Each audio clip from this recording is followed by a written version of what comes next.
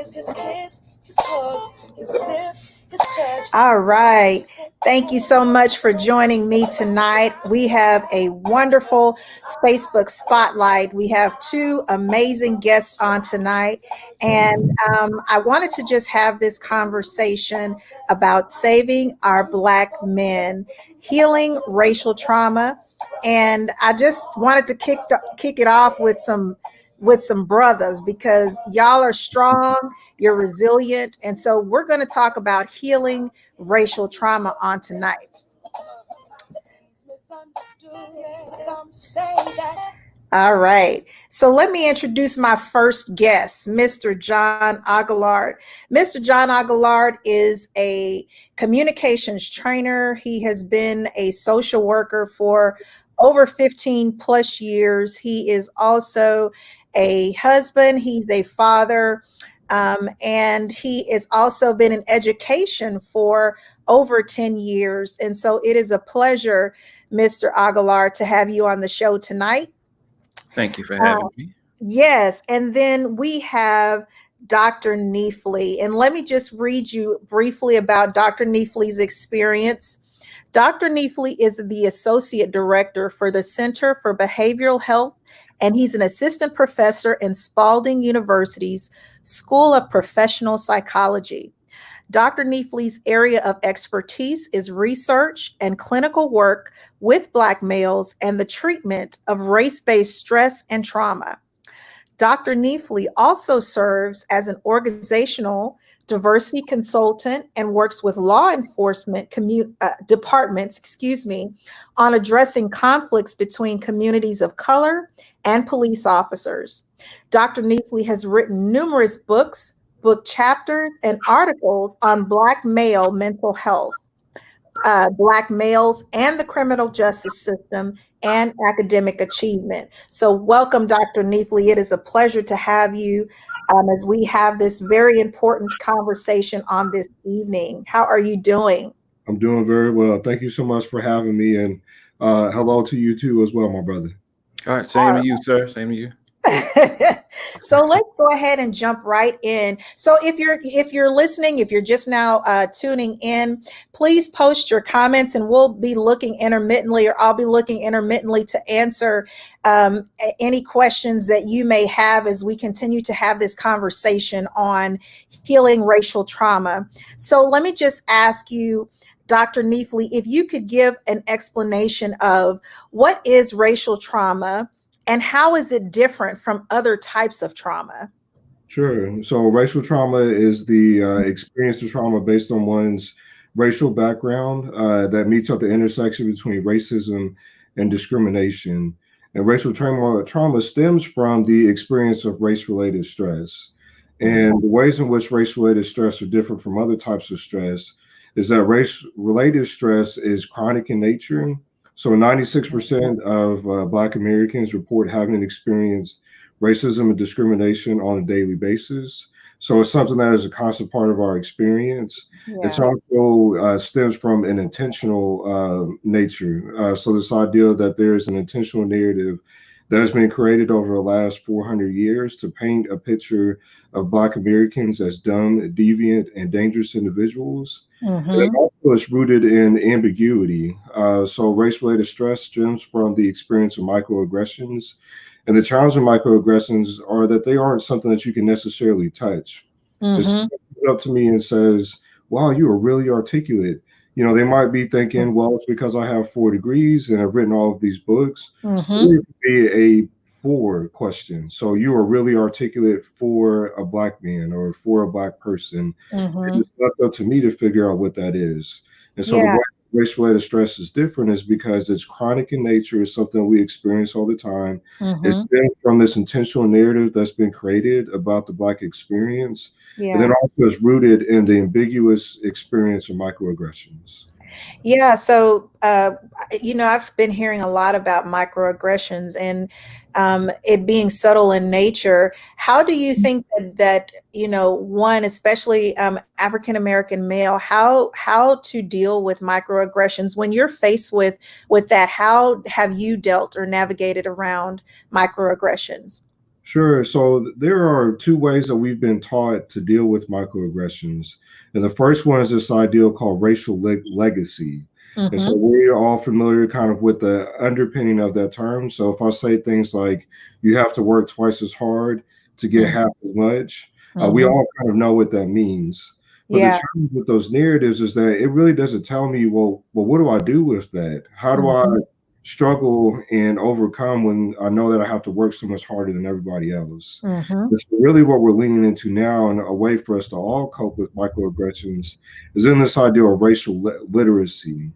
And so, Yeah. what racial literacy does is it teaches us how to assess if a racist event has happened, to be able to utilize our skills and our coping strategies to deal with that racist event, and then to be Mm-hmm. able to accurately assess that we've been successful in doing something that empowers us and affirms us as Black individuals.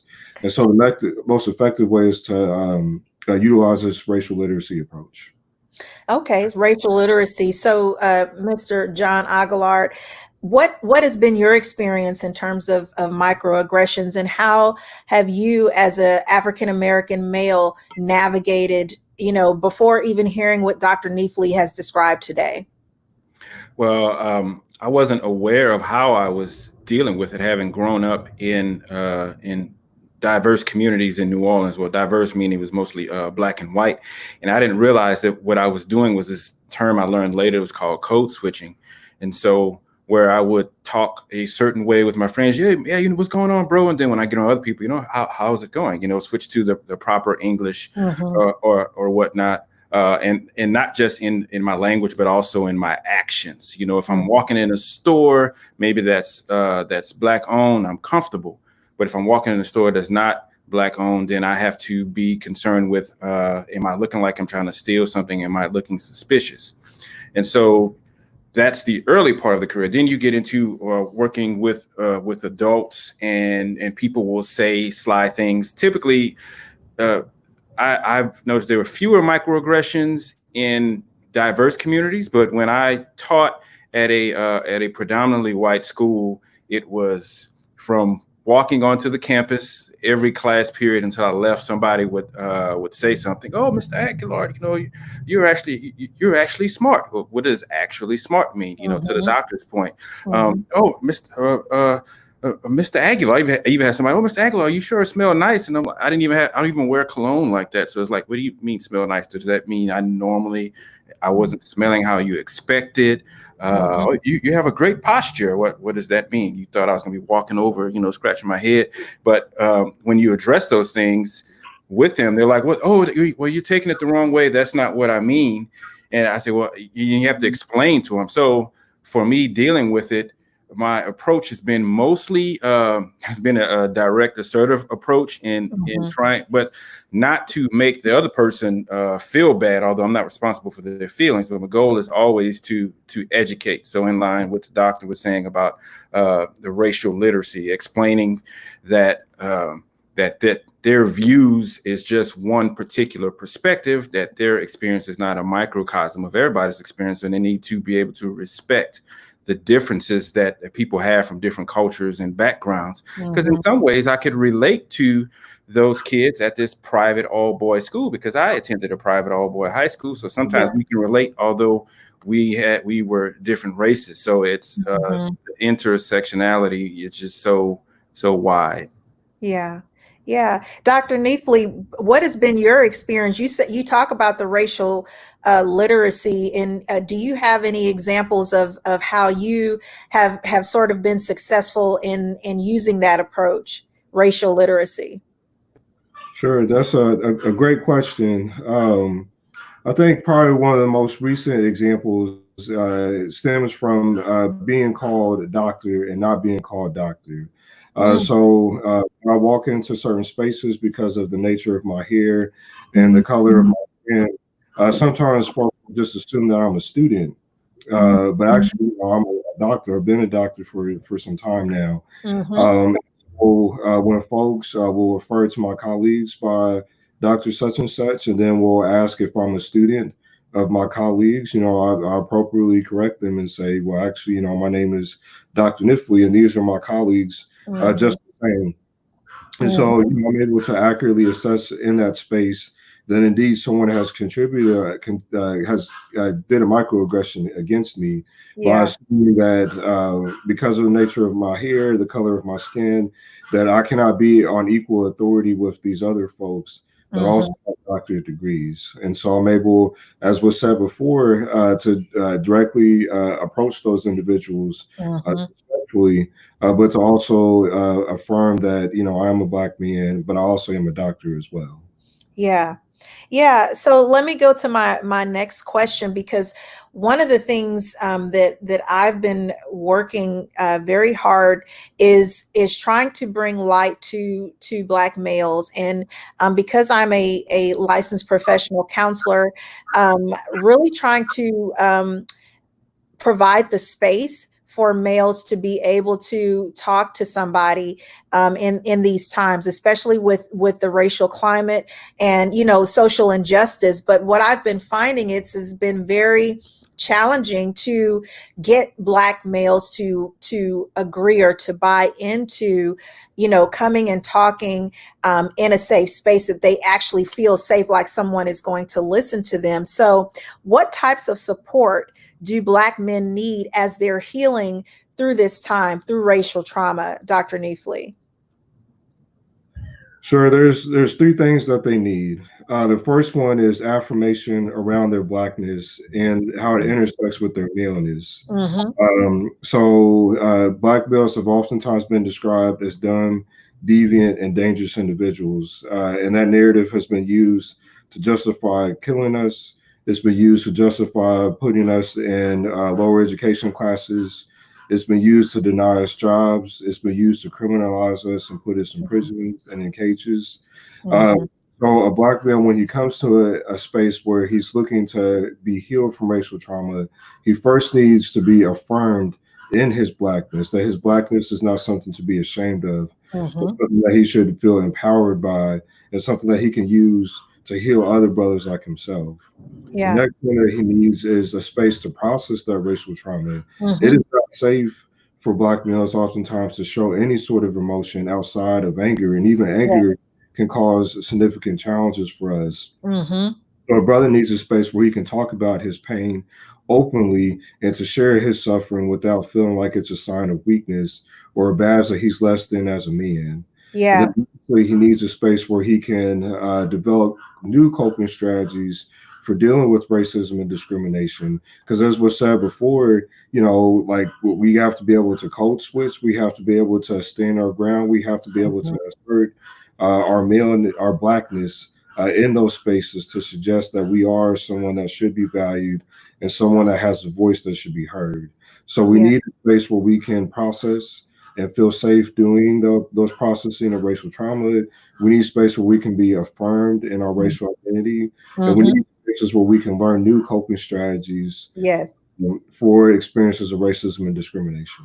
Yeah. So to your point, Mr. Aguilar, what has been your experience? In terms of, because I've heard it all, like that's in showing emotion and things, as just as Dr. Nifley has said, that's not cool. You were socialized to just suck it up and deal with it, show no emotion. So what has been your experience in navigating that? Because just like what was just said, you have to feel like you're safe and that you can open up and that people will hear where you're coming from. So John, what has been your experience in dealing with that? Well, the way therapy is portrayed, fictional or not, has been a setting where somebody is talking to the other person and they're just sitting in an enclosed space and Mm-hmm. they're having a conversation. Mm-hmm. Well, typically, when men get together, we don't sit around and just have a conversation, particularly Black men. When I get around my relatives, and it's just males, we're going to play some dominoes, some spades. Even with my kids, we don't sit around and talk. We're going to play video games. There's some type of activity going on with our interaction. Mm-hmm.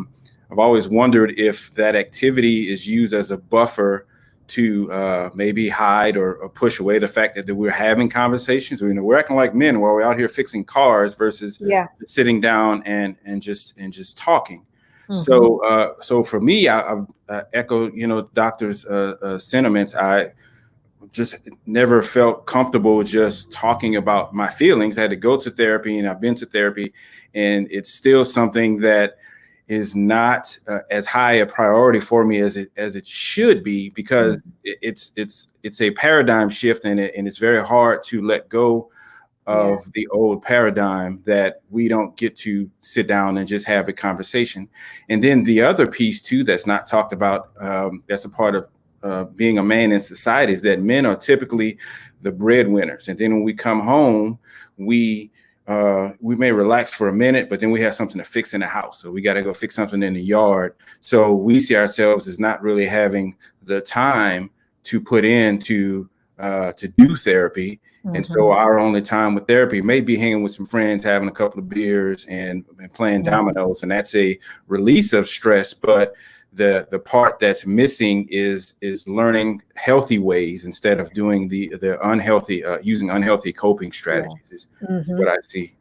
Yeah, I wholeheartedly agree with what you're talking about. So, and having conversations like this, do you feel like having more conversation, talking about your emotions, if you will, do you feel like that's going to be a positive thing, where Black males will begin to see the benefit in processing and going to therapy? And that's to either of you. What do you think?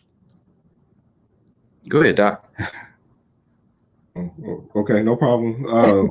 So imagine you have like a cup with and that cup unfortunately has a hole in it. And for many Black men, that's how we are, right? So we are attempting to pour into other folks, but we're not pouring into ourselves. And when we do, because we haven't been taking care of ourselves, all of that support, all of those resources just kind of fall out the bottom. And so similar to the airplane instructions, you have to put your own mask on first before you can take care of other people. And I think we have been told as a culture, and then as men, as males, that we are not allowed to take care of ourselves, that we're not allowed to find those spaces where we can be affirmed, where we can emote, and where we can feel supported. And so the more that we engage in those efforts, the better we are able to fill others' cups, to pour into our families, to pour into our friends, to pour into our jobs, etc. Yeah. John, what do you think? Well, I agree, I guess, with your question, and of course with what Doc was saying. The more that we do these things, it's sort of a generational shift is what you're going to see. It'll be our kids who will be much more comfortable going to therapists, talking to a therapist, having their friends over, and just actually having a conversation without having to have an activity as a buffer. I think about when we were coming up in school. In the 80s and the 90s, the efforts to recycle, they were just starting to get us to do that, and we would hear them, but we didn't have recycling bins at the house. Now today, with the youth today, even when I was a teacher, and the kids may see me throw away a bottle or something in the trash, Mr. Aguilar, what are you doing? You need to throw that, you need to put that in the recycling bin. It doesn't go in the trash. So when we are teaching people the right way, then eventually it catches on. And I think you're going to see a lot more of us, particularly who are younger, taking up that mantle and running with it and doing therapy, and much better than my generation has done with it. Okay. So let me ask this, because I get this a lot, and I've seen this a lot. So, a lot of the males that I have spoken to, specifically in the within the church and with spirituality, oftentimes when you bring up mental health and racial trauma, you get, or I have gotten some hesitancy. It's almost like well, how dare you ask me about mental health or therapy? I'm just going to pray and take my burdens to the Lord. So what do you say about that, Dr. Neelys? What's your thought about that?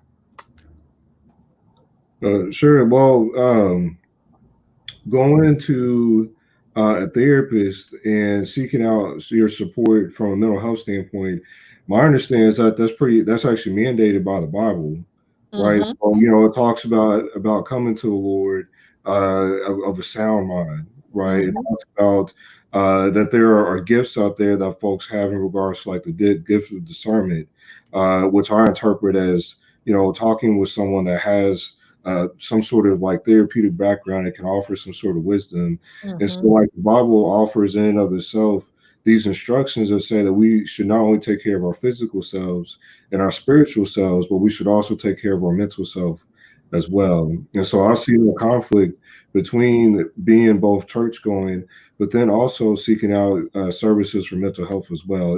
In my eyes, that they're one and the same, and I Mm-hmm. feel like the Bible supports me behind that as well. All right. John, what do you think about that? I know that we've had conversations, and it seems like it logically makes sense, but you still have you're talking about mindsets, and so it's I wouldn't say that it's about right and wrong, but it definitely does beg to question, how do you help someone who is very stuck in their ways in terms of that? Well, sure. It reminds me of that play, right? Fiddler on the Roof, and you're talking about tradition. You're talking about traditional mindsets and traditional ways of dealing with things. Boy, you got to be strong. Is something that men have always been taught, and people also will, in regards to the Bible, they will cherry pick verses. They may cite a verse that says, well, you're not supposed to be working on the Sabbath while they're sitting there eating a shrimp po' boy, and the Bible talks about we're not supposed to be eating shrimp. So make up your mind which verse you're going to apply. But if you apply hermeneutics to the Bible, and you do the proper analytics, and you work hard to be objective in your analysis of the Bible, then you will arrive to where God has, like Doc has said, has given people gifts that Mm-hmm. can help you. And Yeah. so at that point, it comes down to, like Doc was saying, about the men not feeling that we have safe spaces. And Mm-hmm. then you add on traditions, and then you add on filters. And so it becomes harder for those people to take those things off of their brain Yeah. and say, okay, take me to this new, I'm ready to go to this new Canaan land. Mm-hmm. I was watching a sermon yesterday from a pastor in Dallas. Pastor Blackwell was talking about how these Egyptians were freed. The Jews were freed, but from all of those thousands of Jews, only 2 made it into the promised land. And part of the reason why is because of their mindset. So if we want to go to this place where we want our minds to be free, where we want to be mentally healthy, and we have to not only take off those chains, we have to move away from from the old mindsets and be open-minded to this new world where God has taken us. Mm-hmm. Yeah. Let me ask this last question, is because we could go all day, right? In terms of addressing this, but this is wonderful information. So on my timeline and in mental health groups that I'm in, Dr. Neefley, I have I guess it's a back and forth in terms of clients, specifically Black males, working with non-Black therapists. So that's really been a hot topic within the groups that I'm a part of. So do you feel like non-Black therapists adequately can assist in addressing racial trauma? Sure. So that's a difficult question to answer. One of the reasons why it's challenging is because if we look at psychology just in general, about 90% of all psychologists are white. Mm-hmm. And then of that number, only 5% identify as Black individuals. And Yeah. of that number, only 1% of psychologists, less than 1% of psychologists identify as Black males. And Mm-hmm. so if you're looking for a Black male that is specializes in racial trauma to see you, I mean, there's just not that many of us to support the work that needs to be done. Mm-hmm. But really, there's a strong mandate for white clinicians to engage in their own work first around understanding microaggressions, Yeah. understanding racism and discrimination, Mhm. exploring how they've been complicit in the experience of systemic racism, Yeah. to be able to do the work of learning how to engage in the experience of racial trauma. It's even more than just thinking about, can I be culturally competent working with Black people? Now Mhm. you do and lean into your own work of exploring how you've been involved in experiences of racism and discrimination. Mhm. Because if the crux of working through racial trauma is helping folks to cope and deal with microaggressions, you can't be someone in the room that is perpetuating those microaggressions at the same time. Sure. It's just like someone that is healing from a surgery, and the surgeon just comes back in and cuts them right back open. I mean, you've undone Mhm. with with the healing that has happened. Yeah. Uh, so there's a mandate. We need more folks to be able to do the work. We need more persons of color to be out there engaging in racial trauma work. But Mhm. because it just isn't the numbers right now, we need white allies and advocates to step up and to Yeah. engage in efforts. But they Mhm. first must do their own work in terms of exploring their whiteness and what that has meant in terms of the injuries that it has caused Black individuals. Yeah. So my last question then, how do you think, even as you talk about like non-Black therapists do, begin to do their work and take the conversation and have the conversations with their colleagues about how to continuously support people of color and different conversations. Can I mean, is it really, do you think that we will get to a point where, and when I say we, meaning African American males, do you feel like we will get to a point where we can actually sit down and trust what it is that they actually are saying or what they have to bring to the table in terms of those conversations? I hear you saying it's one thing to do the work and to begin to understand, you know, some of how their white privilege has allotted them a lot of things that they have versus our Black experience. Do you feel like we will ever be able to get into a space to have that conversation where it's not always expressed in anger? Hmm. Well, only time will tell. So we're in Yeah. this interesting space where the Mhm. pandemic has facilitated a greater empathy around systemic racism specifically. Yeah. So white individuals prior to this time were aware that individual acts of racism were happening. So they would see on TV racist things happen to individuals and they would feel sympathy towards those things. Hmm. Now there's this growing awareness that it's not just individual acts of racism that are impacting Black people, but it's these systems. It's the government, it's the criminal justice system, it's the Hmm. education system, it's all these Hmm. systems that reinforce these negative ways of thinking about being a Black individual. Yeah. The challenge is that even though this new awakening has happened, even though this new empathy has been developed, will it continue? And only time Hmm. will tell, because we've been running this race of dealing with racism and discrimination for 400 years. Yes. White folks have been doing this for the last 40 days. And so, if Yes. the case, Hmm. are they going to be able to continue the race? And only time will tell. Yeah, I like how you sort of gave that analogy there, like 40 days to 400 years, meaning it's going to take us some time. The work is really just beginning. Mhm. So, John Aguilar, you had stated some things, and I wanted to just ask, for you and Dr. Neefley to sort of talk briefly about, what your experience has been in terms of what you've sort of seen in the media and how it has affected you or how has it impacted you in terms of race, John. Well, for me, I think this year is the first time in my life where I've had to acknowledge what research has already said as far as PTSD being almost being genetic, being transferred down. And I've had to acknowledge for myself that I was triggered by this situation, because it's like, just Lord, Lord Jesus. And so I just again, I'm just so tired. I've been, quote, mystical. I'm sick and tired of being sick and tired. But uh, that's the space that I'm in right now. My emotions have been just all over the place.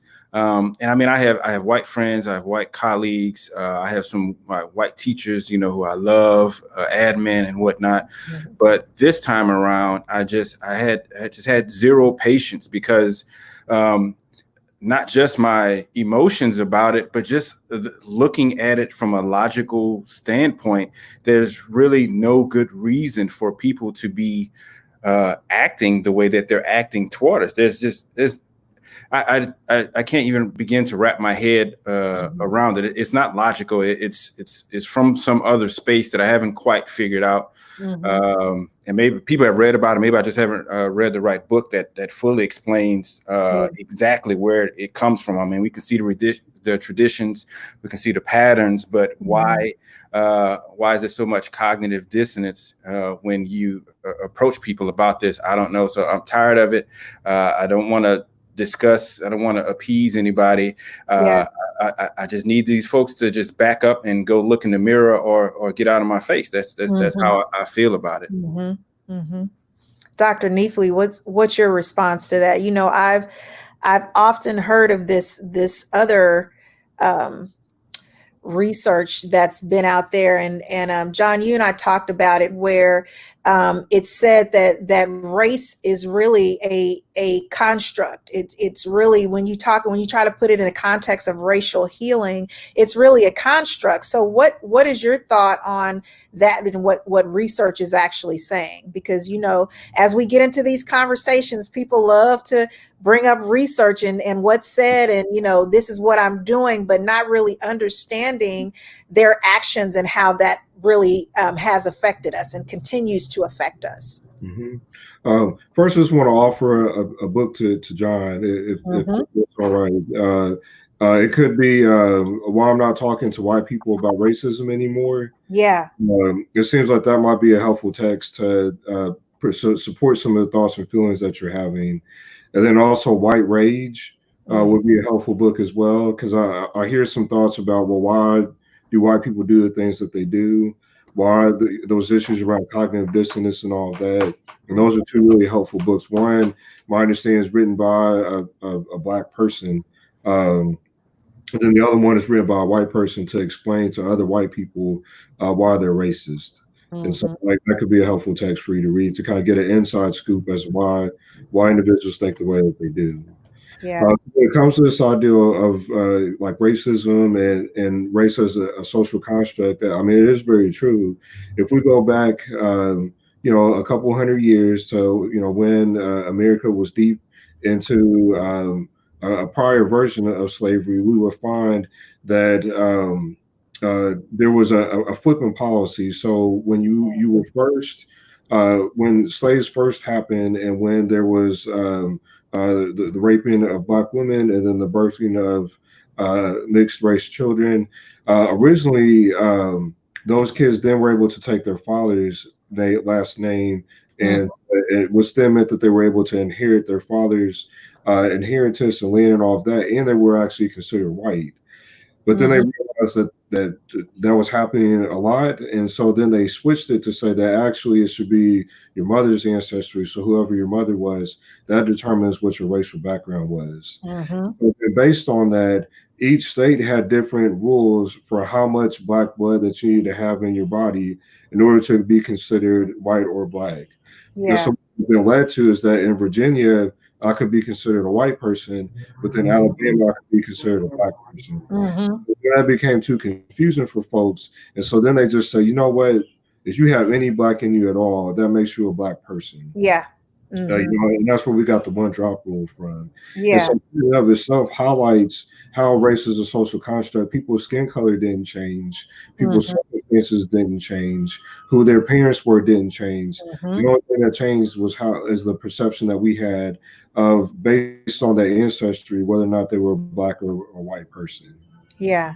Yeah, that's powerful that you say that, especially when you talk about the perception in terms of our experience. I know I've received a lot of feedback as well, just about in Black males still being very fearful to have these conversations even, even in their own homes, knowing that that they're in a safe space and that they won't be judged for how they're feeling about a specific area. What would you say right now, as if a male, African American male, is listening to us on today? What would you say, Dr. Neefley, and I'll ask the same to you, John? What would you say would be the biggest benefit for them right now in shedding some of the irritability and anger and just feeling like what you described, John, all over the place? Dr. Neefley, what would you say should be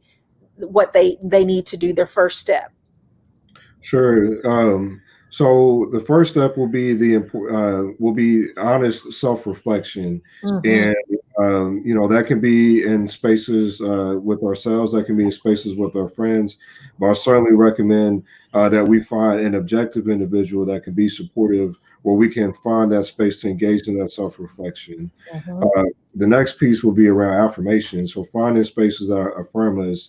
That might mean turning the TV off, because the average person, when they watch the TV, is constantly inundated with messages that portray Black individuals as these dumb, deviant, and dangerous individuals. Mm-hmm. Then the second piece, the third piece there, is to then take that self-reflection, take that feeling of affirmation and empowerment, and then pass those skills on to another brother who could also benefit from those things. And so encouraging that brother to engage in his own self-reflection, and then Mm-hmm. finding ways to affirm and empower that brother in his Blackness and in his maleness.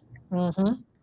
Thank you for that, John. What would you say should be the first step, or what do you think is the first step? What got you to, as you shared about going to therapy? What was like the breaking point for you in terms of, okay, I need to go and talk to somebody?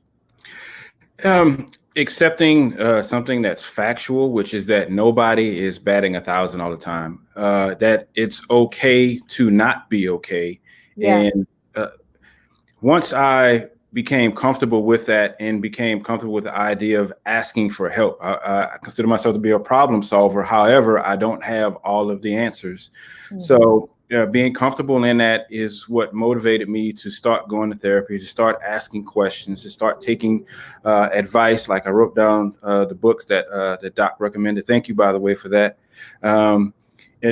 Being open to other people pouring into you. You don't have to be the one. You don't have to be the point guard. You don't have to be the one that's on the stage all the time. Mm-hmm. We can rotate. We can take turns. And so when it's your turn to be backstage and to get some information, to take advantage of the opportunity to do so and be comfortable in that.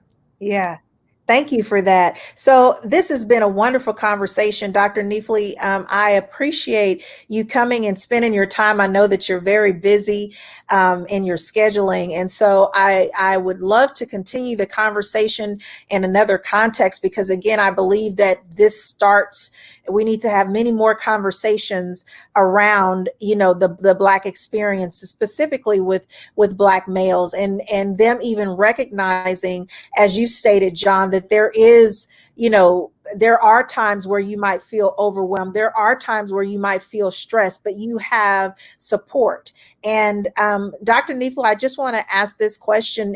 If someone wants to reach out to you or to work with you, what do they need to do? How can we get in touch with you? Sure. So you can contact me through my website. It's Dr. Stephen Neefley Jr., and Stephen spelled with a V, and Neefley is spelled Kniffley. Mm-hmm. You can follow me on Instagram at Dr. Stephen Neefley Jr. And those are both ways that you can get a hold of me.